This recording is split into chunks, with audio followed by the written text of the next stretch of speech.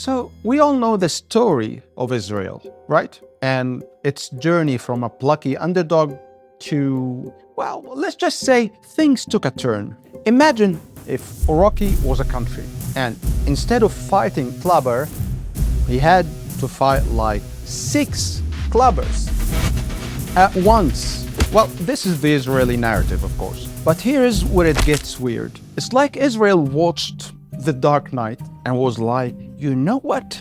Being the hero is boring. Let's try being the Joker for a while. Now, I'm not talking about the occupation or the conflicts we always hear about. I'm talking about something bigger. Because it looks like Israel got a plan that makes Bond villains look like amateurs. They're not trying to take over the world. They are trying to remake it in their image. Sounds like a conspiracy theory, right? Let's see.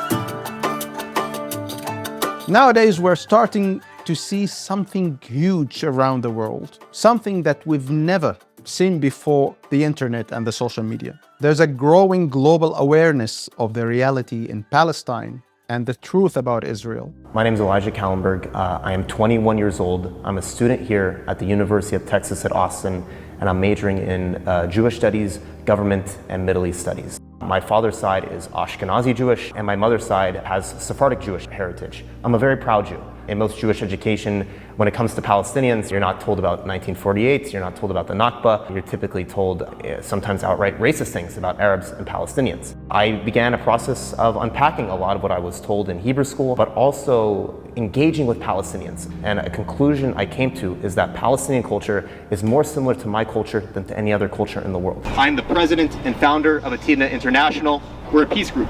Atidna combines the Hebrew word atid for future with the Arabic suffix na for our, and when you put those two together, it means our future. We really just try to promote open dialogue on college campuses to get to know the quote-unquote other. You begin to humanize the other, and I think that's more important now than ever. I believe that the actions in Gaza do constitute a genocide. There are many corporations that are profiteering from what is happening in Gaza, specifically American corporations like Boeing, like Lockheed Martin, and these are the corporations that need to be called out for profiteering from the death and destruction of the Palestinian people. And because students took their First Amendment civil liberties at the university to the forefront, they were repressed. I was injured when one of the state troopers charged the crowd with their horse, and I was subsequently pushed to the ground. I was in shock when that happened. Speaking out on behalf of the Palestinian people is not inherently anti-Semitic. I've personally dealt with a lot of accusations that I am either a self-hating Jew, and even worse, some have called me a capo, which is a Jew who sold out fellow Jews to the Nazis, all for the stances I've taken for my Palestinian brothers and sisters. And that's personally very hurtful to me. I lost family in the Holocaust, but it doesn't stop me. I understand what I'm doing is just. I am standing with my Palestinian brothers and sisters for a very noble cause, and I view them as my family. Turns out, when you give people smartphones and social media, they start noticing things. Who knew? Israel has been polishing its image for decades, and at the same time, heading towards global destruction. This image polishing was easier in the past, before the social media. We have many generations of Jews worldwide, especially those who have never set foot in Israel. They grew up believing Israel was the last safe haven, a knight in shining armor protecting the Jews from the world's Muslim monsters. They were raised on a diet so pro-Israel, it makes Fox News look like Al Jazeera. But now, the new generation is seeing the brutality, the racism, the massacres, and thinking, hang on, this isn't the bedtime story we were told. And oh boy, is that a wake-up call. It's like they've been living in the Matrix and someone just offered them the red pill wrapped in a falafel.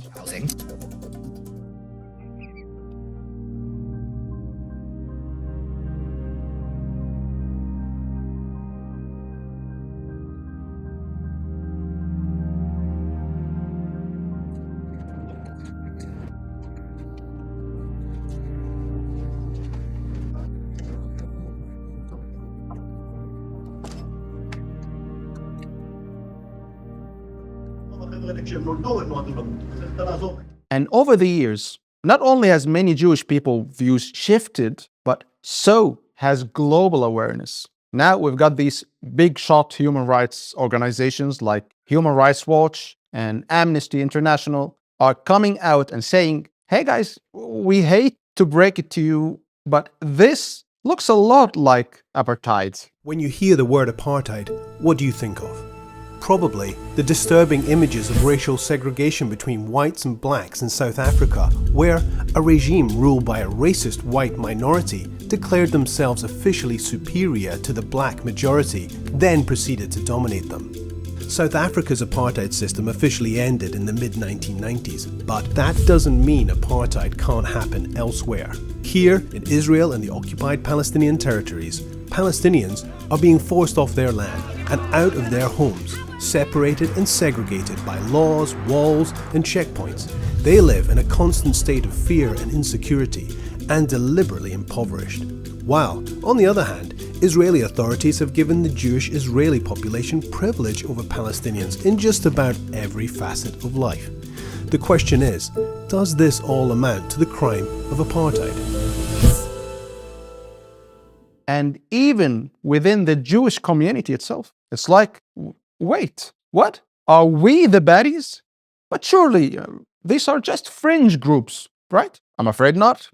A quarter of US Jews in a 2021 survey agreed that Israel was an apartheid state. That's like a quarter of Star Wars fans admitting that maybe, just maybe, the prequels were not that great. Even Israel's leading human rights group, B'Tselem, they dropped the A-bomb in 2021. And by A-bomb, I mean they called it apartheid. That's right. Israel's own watchdog is essentially saying, hey guys, we might be the baddies here because this surely looks like apartheid. Even the Israeli newspaper, Haaretz, Israel's version of the New York Times if it had a conscience, Haaretz publisher Amos Shokan is admitting it. That's like Fox News suddenly saying, you know what, maybe we've been a bit biased. It's like the world's slowest game of Marco Polo, where Palestinians have been yelling Marco since 1948, and the rest of the world is just now mumbling Polo while bumping into the pool furniture. And Israel's claim of being a beacon of democracy, well, let's just say it's a little dimmer than advertised. Why?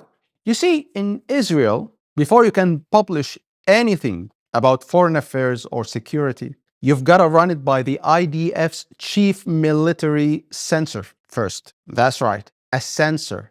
אני רוצה לדעת, עכשיו אני כבר רוצה לדעת את התסריט, אני רוצה לדעת את התוצאה הסופית, אני רוצה לדעת את העריכה, כי בסופו של דבר יכול להיות שבסוף היום, מה שאני אראה על המסך זה יהיה מבחינת התעשייה האווירית, אני מדבר בשם התעשייה האווירית, אני הדובר של התעשייה האווירית, קטסטרופה. ואת זה אני לא רוצה ולא צריך, לא בשביל החברה ולא בשבילי.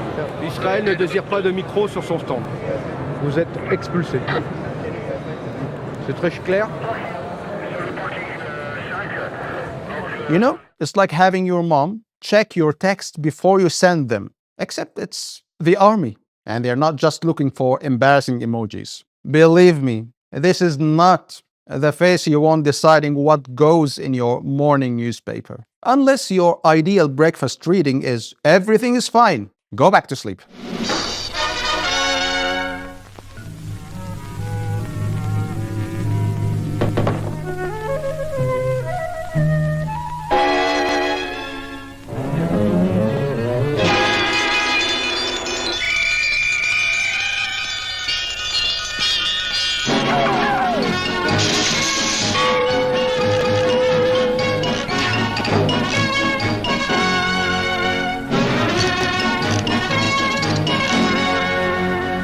And get this, the former chief censor, Ariella Ben Avraham, left her job in 2020 to work for NSO Group, the largest Israeli surveillance and cyber intelligence company. Talk about a lateral move, right? Well, I used to stop you from saying things. Now, I just listen to everything you say. Same difference, right? As for Western media, you think with all the talk about Israel and Palestine, would be hearing from, well, I don't know, Palestinians? Nope. For decades, it was basically a gated community for Jewish voices on Israel and Palestine. From 1970 to 2020, less than 2% of opinion pieces in the New York Times were by Palestinians. The Washington Post, even worse, only 1%. But now we're seeing Palestinian activists breaking through this media blockade, like Noura Ariqat, Yusuf Munayyer, and Mohammed al-Kurd, presenting the Palestinian perspective to Western audience. But of course, covering events on the ground is still dangerous. Journalists are targeted and killed. لا نستطيع أن نحتمل، لقد أنهكنا. إننا هنا ضحايا شهداء مع فرق التوقيت فقط. نحن نمضي واحدا تلو الآخر، ولا أحد ينظر إلينا ولا إلى حجم الكارثة والجريمة التي نعيشها في غزة.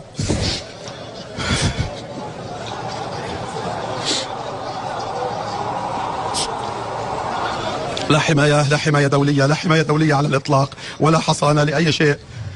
لا تحمينا هذه الدروع ولا تحمينا هذه القبعات، إنها مجرد شعارات نرتديها فقط. هي لا تحمي أي صحفي على الإطلاق، على الإطلاق لا تحمينا هذه الدروع ولا هذه ما نرتديها فقط. هي شعارات فقط. And footage is often suppressed under the guise of supporting terrorism. Yes, because nothing says hard-hitting journalism like, oops, this reality is too real. Better cut it out. And nothing says balanced reporting like ignoring half the story. And guess what? Israel's brutal treatment of Palestinians has made it super popular with groups who traditionally, how do I put it delicately, want to see the Jews swimming with the fishes. It's like a geopolitical version of Stockholm Syndrome. Now Israeli flags are popping up at far-right rallies. Richard Spencer, the alt-right guy, even calls himself a white Zionist. I mean, you could say that I am a white Zionist. As an Israeli citizen, someone who understands your identity, who has a sense of nationhood and peoplehood and the history and of an experience of the Jewish people, you should respect someone like me. It's like Dracula sending a thank you note to Van Helsing. Bizarre, right? Israel is showing us how to defend Western civilization. Because apparently Western civilization now means racial profiling and telling the UN to go fuck itself. Yeah. The pillars of democracy. Suppression and isolationism. It's like they are using 1984 novel as an instruction manual rather than a warning. For over 50 years, Israel has been promoting this extreme nationalist ideology and trying to create a market for it. But the more dangerous part is that it's not just selling an extreme ideology, but also the tools to implement it. Weapons. Hey, you, democratically elected leader, you want some weapons? Of course you do. And how about some spyware to go with that? It's like a happy meal, but for dictators. When Israeli arms companies go to Europe to showcase their latest weaponry, they market them as field-tested and proven effective. We tested them on Palestinians. Don't you see how we can control them? Human rights? So passé. No European country can sustain itself and maintain its power unless it does what we do. למה יש ביקוש למוצרים ישראלים בעולם? יש המון מדינות שמייצרות... נורא פשוט, משום מדובר כאן במדינה שהטכנולוגיה שלה היא בעצם בין הטובות בעולם. ולא רק זה, אלא אנשים אוהבים לקרוא משהו שכבר ניסו אותו. כשישראל מוכרת כלי נשק או מערכת, זה כלי נשק או מערכת שעברו ניסוי, עברו ניסיון. הוא יכול להגיד, אנחנו משתמשים בזה 10 שנים, 15 שנה, 5 שנים. לכן הביקוש הוא עצום. והניסיון הזה מביא לשגשוג כלכלי? הוא מביא ממש רואים אותו הניסיון הזה מכניס המון מיליארדי דולרים למדינת ישראל. You see what's happening after Israel finished establishing the state, gaining control and subjugating Arab countries. The plan now is to turn the entire world into despotic states and eliminate democracy altogether. The spearhead for this plan is Netanyahu himself, who's trying to eliminate democracy within Israel itself. And he's not planning on stopping on Israel's borders. Netanyahu is the longest serving prime minister in Israel, serving more than 12 years before being ousted. only to return in 2021 through a coalition with the most extreme right-wing parties. He has been marketing his vision of ethno-nationalism like it's the new iPhone. And just like Apple, he's convinced everyone they need something they didn't even know they wanted. And you know it's bad when even the neoconservatives are getting a hard-on for it. This is Elliot Abrams, a man who never saw a war he didn't want to start or a human rights violation he couldn't justify. He is one of the key architects of the war on terror under Bush and Trump. Abrams spoke at a conservative conference in Israel in 2022, saying that Israel's role is to be a model for the US. What is the role of Israel in that contest inside the United States? It's not to intervene. It's not to try to pick winners. It is to be a model. But here's where it gets really wild. Israel is not just selling an ideology. They have turned their occupation into a business model that would make Tony Stark jealous. Israeli arms manufacturers are out there selling a message that basically says, our equipment is great at suppressing people. Want to try it? And the best part? They are marketing their weapons as battle-tested on Palestinians. Like, don't worry, we've already used them to oppress an occupied population. They work great. Israel now has a top-level arms manufacturing sector because it has an advantage that no other arms manufacturer has. The others do not have the opportunity to test the new weapons before selling them. So their claims are just theoretical. But Israel has the Palestinians to test all its weapons on them without any global objection from the West or even the Arabs and Muslim neighbors who are actually protecting Israel's borders, as if they are auditioning for the role of the world's best neighbor. That's why Israel's arms dealers can confidently assure buyers that their products are field tested. זה לא משהו שאני צריך להרוג אותו, בסוף גם צריך אולי להרוג אותו, או צריך לתפוס אותו, או צריך לעשות לו משהו. אבל בשבילי בראש ובראשונה זה אחר, זה דרך לפרש את עצמי מחדש. האחר בעצם הוא אתגר, הוא הזדמנות ללמוד, להבין אחרת את עצמי בקונסטלציה, בסיטואציה שבה אני נתון. מה זה מעבדה? זה הזדמנות ללמוד. מה זה ללמוד? זה לא לעשות טוב את מה שאני יודע, אלא לעשות טוב את מה שאני לא יודע. זה הסיפור. זה נשמע כמו אוקסימורון, אבל זה הסיפור. Also, Israeli private security companies are among the most successful globally because they have real experience in suppressing people. Besides that, Israel sells spyware like Pegasus program developed by the NSO group, which Netanyahu is spreading worldwide by selling it to regimes around the world to gain these regimes' support. Is this something new or just a coincidence? No, it's a very old plan.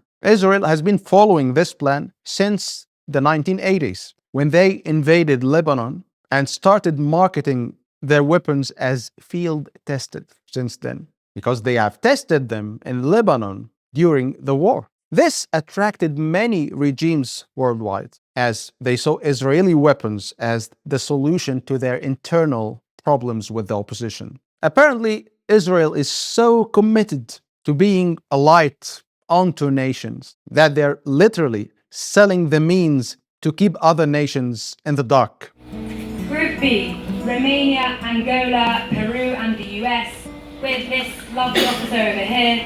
Group C, Canada, Germany, Cyprus, Turkey, Greece and Egypt, with this lovely officer over here. The Netherlands, Italy, Serbia, Switzerland, Brazil, Argentina,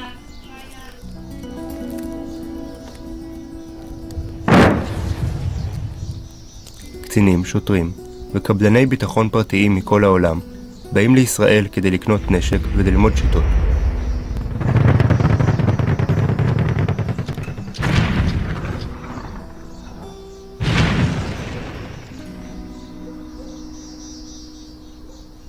During Obama's presidency, Netanyahu realized that democracy was bad for business. Obama frequently criticized Israeli policies, especially the ongoing building of settlements insisting that enough talks had been held without any action.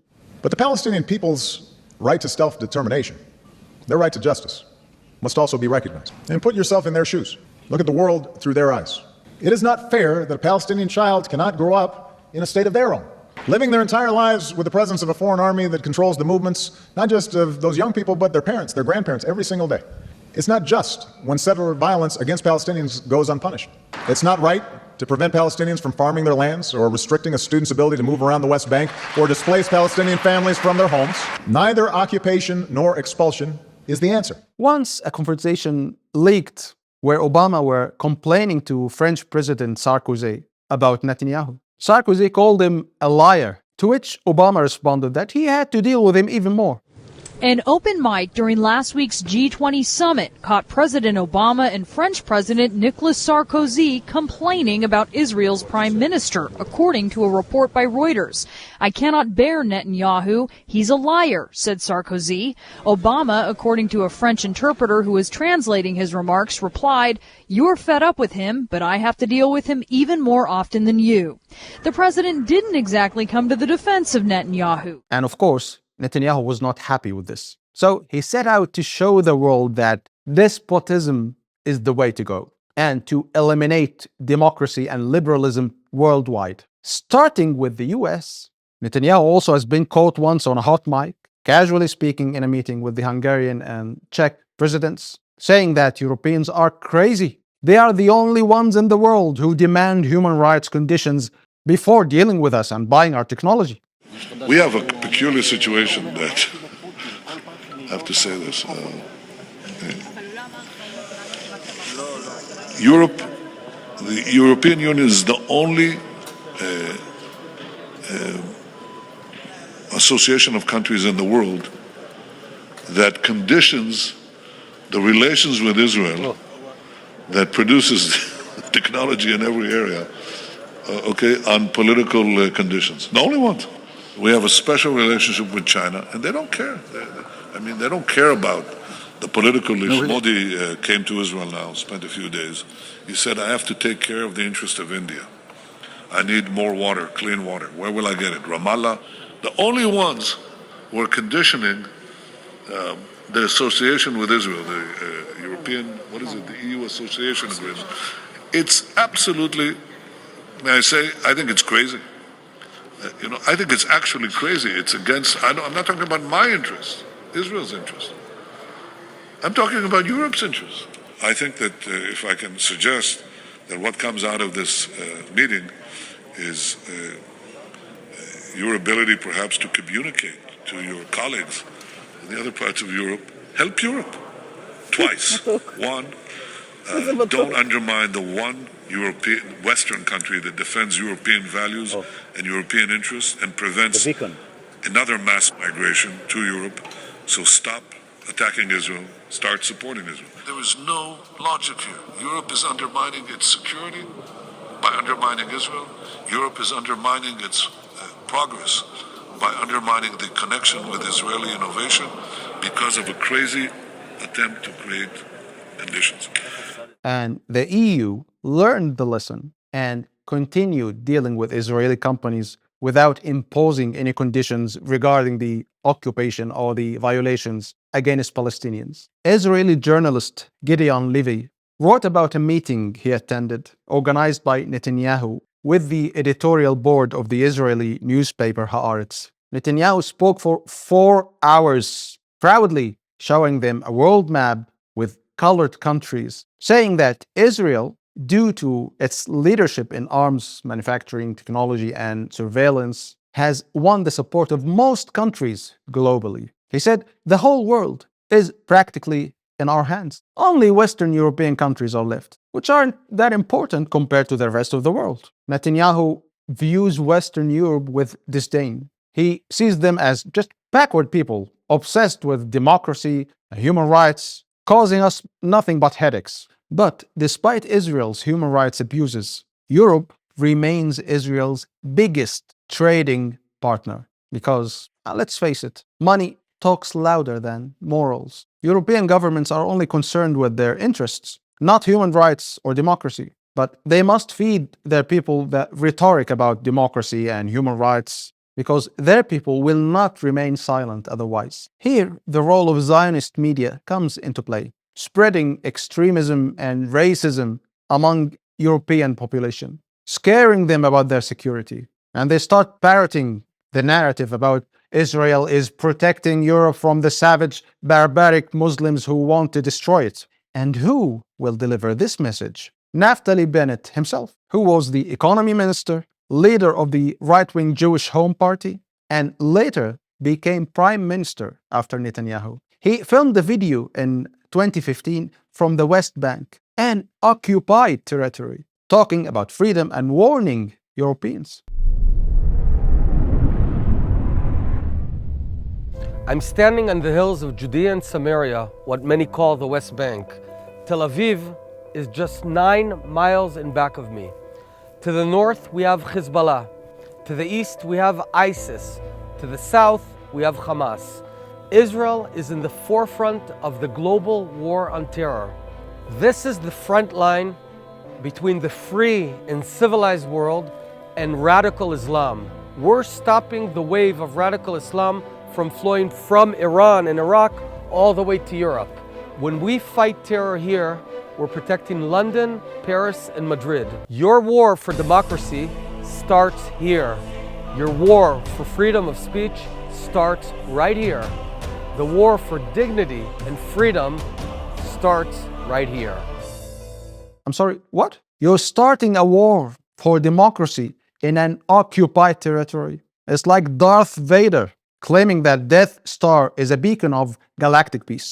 And apparently Israel is so out of bound in the arms dealing world that they make other weapon manufacturers look like they're selling water pistols at a church fundraiser. Israeli armed companies showcase real videos of killing Palestinians with their weapons in international exhibitions to prove their effectiveness. Real footage of airstrikes killing Palestinian children.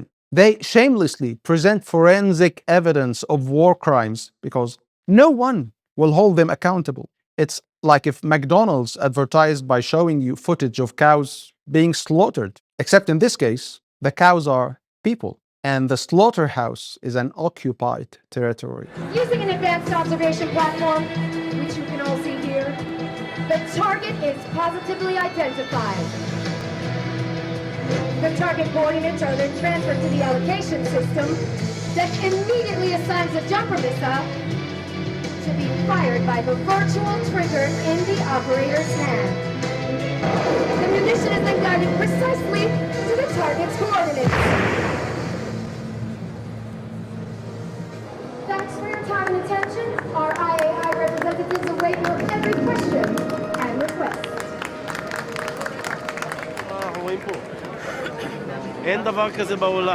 I'm sorry, but since when did war crimes become a selling point? No other arms manufacturer would dare to show actual footage of bombing civilians. Not even the largest arms manufacturers who participated in World War I and II. None of them would dare to show actual footage of killing civilians in Yemen, for example, to market their weapons. Israel, however, is unapologetic and ignores the concept of international law altogether. And no one calls them a rogue state.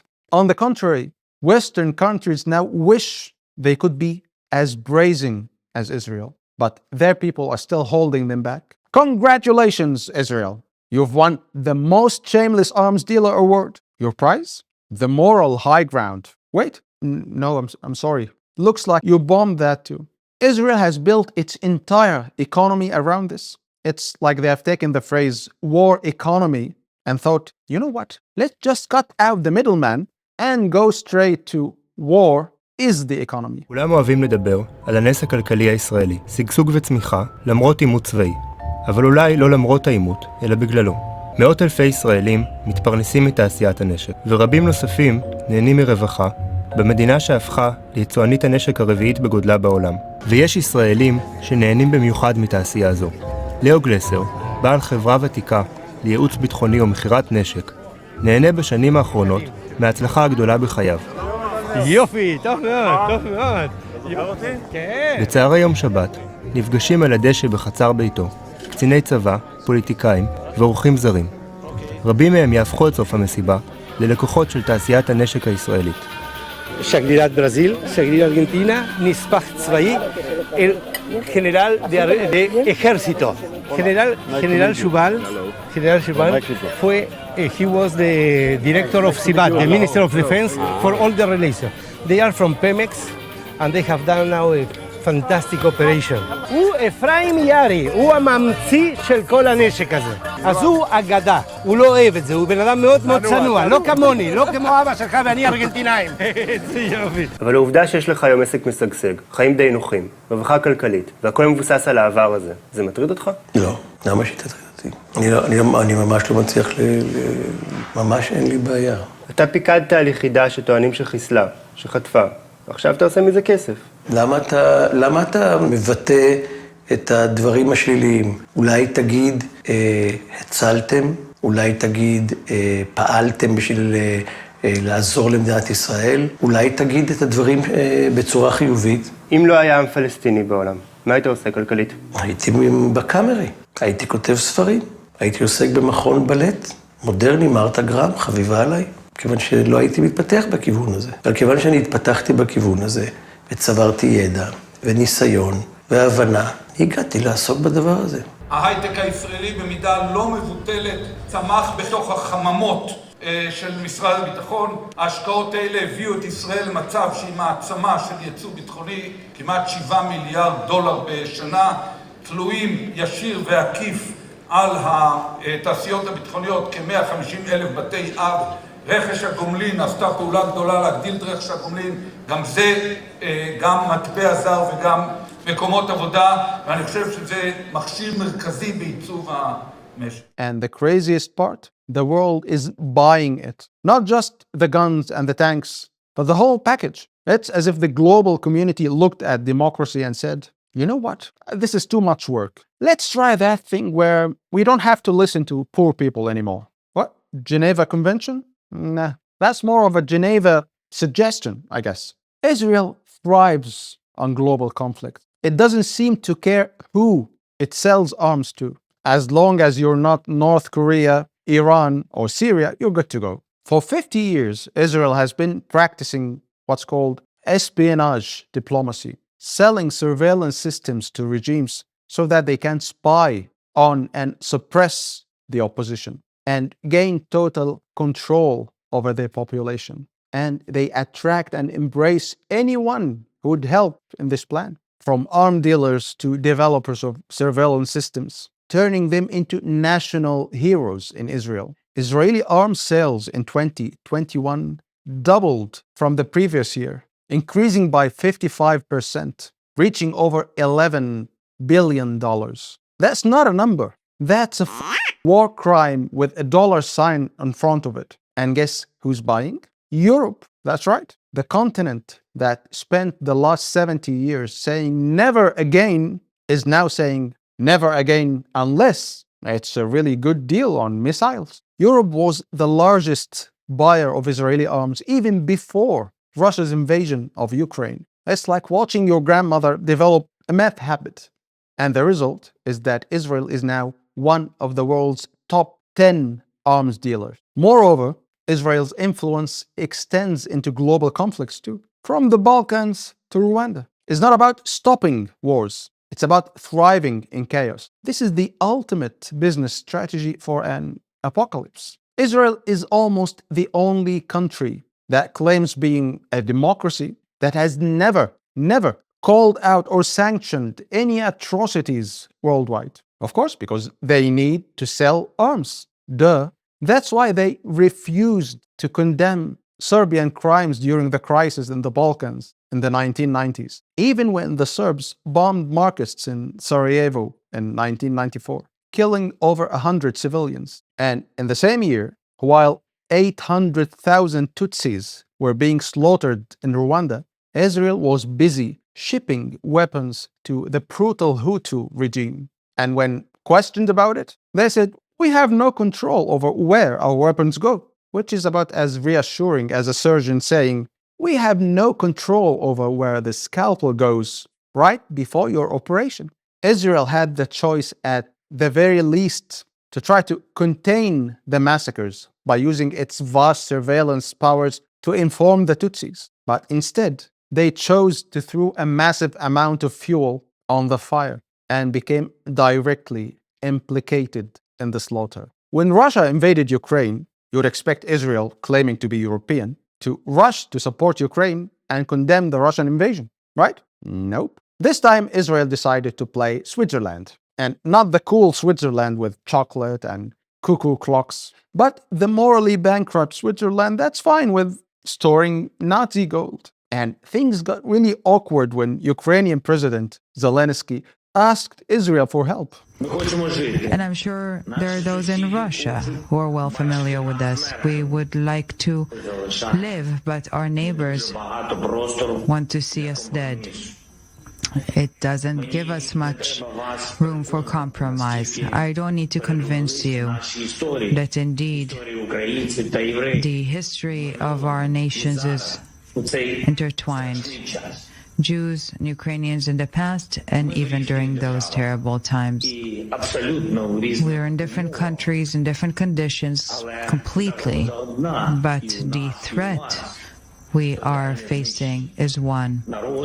For you and for us. Zelensky here is practically begging for help and invoking the Holocaust. And Israel's response? They told him to take a hike.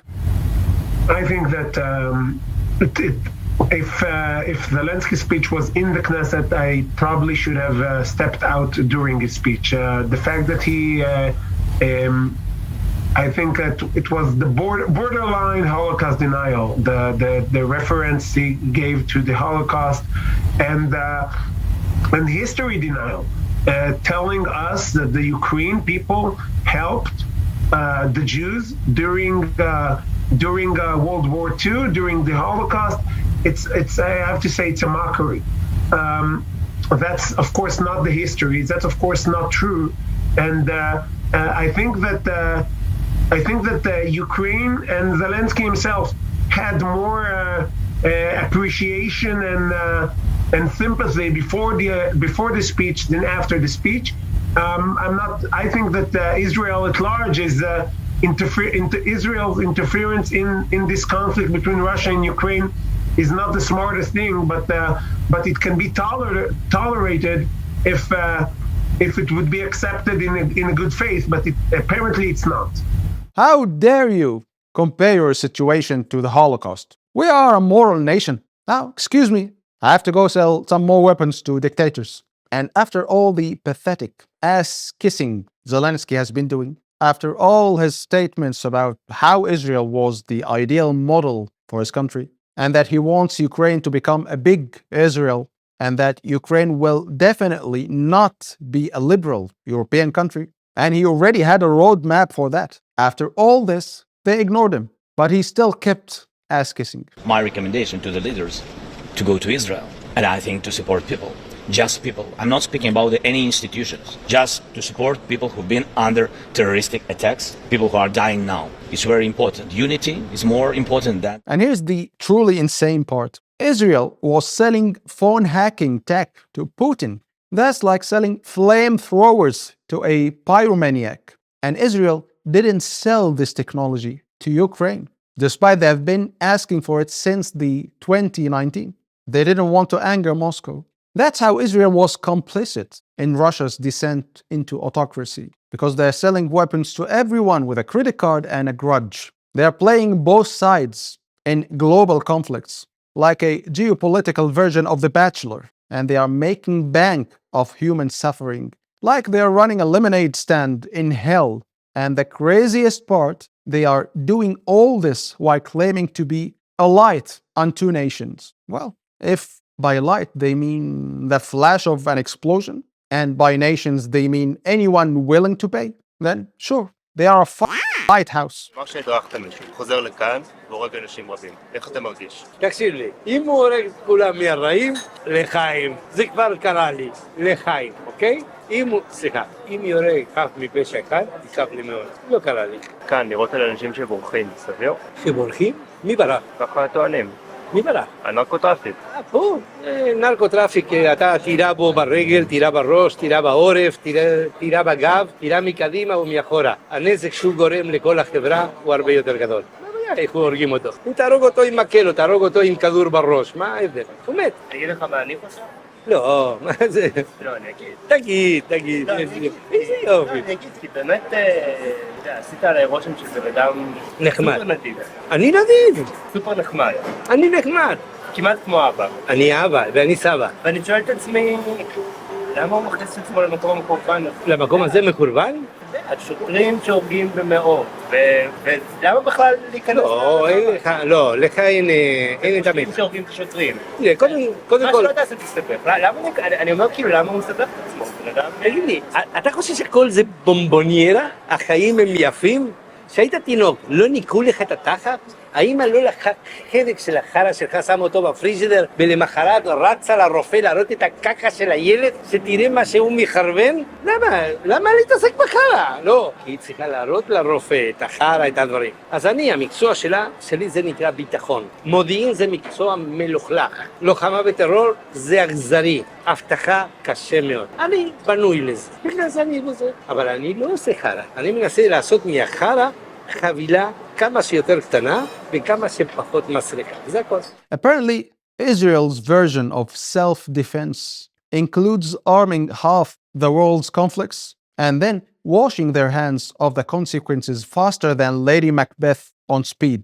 And Israel is not just exporting its occupation expertise. Now, you know how some people go on vacation to learn about culture? Well, US cops have been going to Israel to learn about occupation before taking it back to their home country.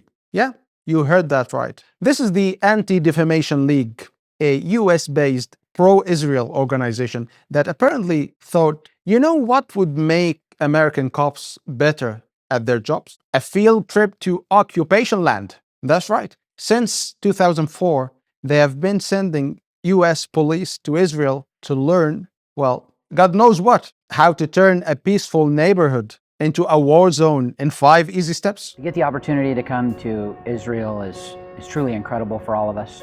We've had the opportunity to meet a number of outstanding people from the IDF as well as the Israeli National Police.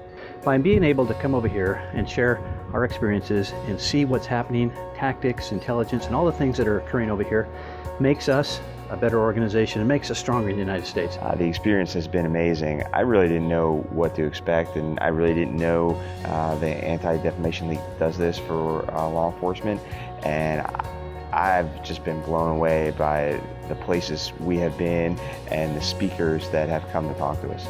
You have people who really have the background, really have the knowledge. They're living this. They're doing with it every day, as opposed to some academic from a textbook.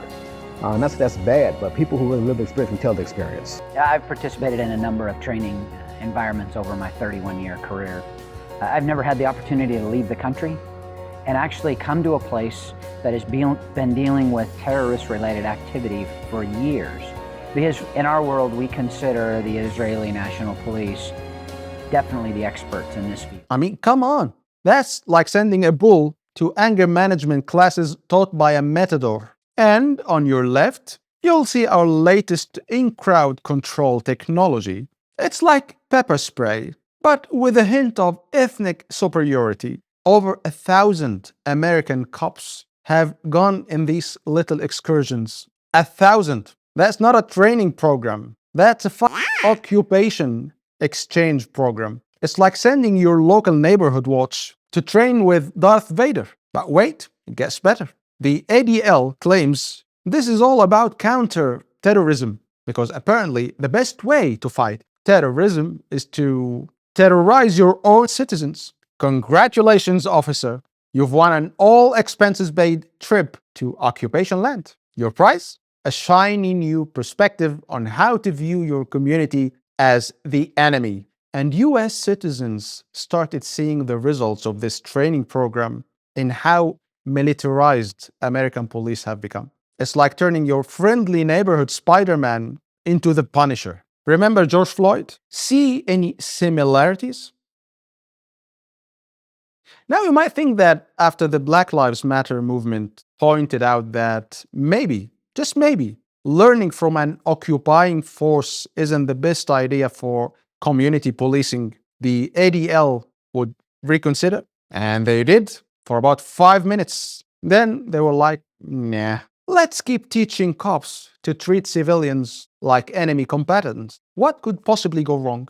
This is why the Black Lives Matter movement explicitly connected the Zionist occupation of Palestine with the treatment of minorities by American police. In 2021, US Congresswoman Cori Bush tweeted, "The struggles for Black and Palestinian liberation are interconnected, and we will not back down until we are all free." And the strongest campaign against training American police in Israel was led by a group of American Jewish activists called Jewish Voice for Peace. Oh, and let's not forget the cherry on top of this shit sundae. Israeli companies are selling phone hacking tools to US police departments because apparently the Fourth Amendment is more of a suggestion than a law. In 2020, Pew Research Center has done a survey across 34 countries about people's satisfaction with democracy. And the result? Israel's mission to eradicate democracy isn't limited to America. It's a global campaign. Only 44% of people are happy with democracy. That's less than half. Democracy is literally losing a popularity contest to systems that don't even let you vote. It seems like we've collectively decided that freedom is overrated, and what we really need is a boot stamping on a human face forever. But hey, at least it's an Israeli-made boot. Quality, craftsmanship.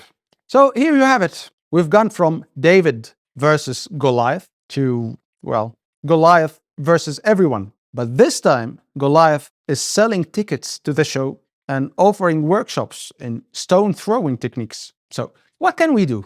Well, for starters, we can stop pretending that what's happening in Palestine doesn't affect us. We can demand accountability from our own governments when they cozy up to oppressive regimes. And maybe we can remember that treating all human beings with dignity and respect isn't just a nice idea. No, it's essential for our own collective survival. Freedom for all, or no freedom at all for anyone.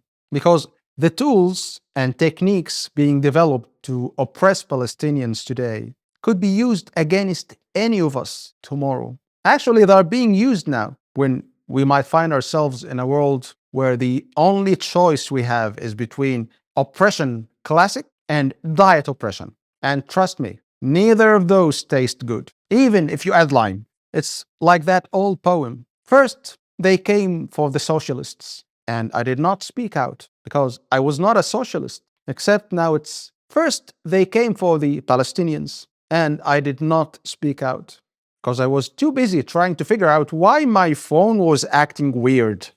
So next time you hear about Israel's security concerns or its role as a beacon of democracy in the Middle East, remember, the occupation isn't just happening in Palestine. It's being exported to a neighborhood near you. And unless we do something about it, we might all find ourselves living in a global occupation zone. But hey, at least we'll have really cool surveillance tech to keep us company in our dystopian future.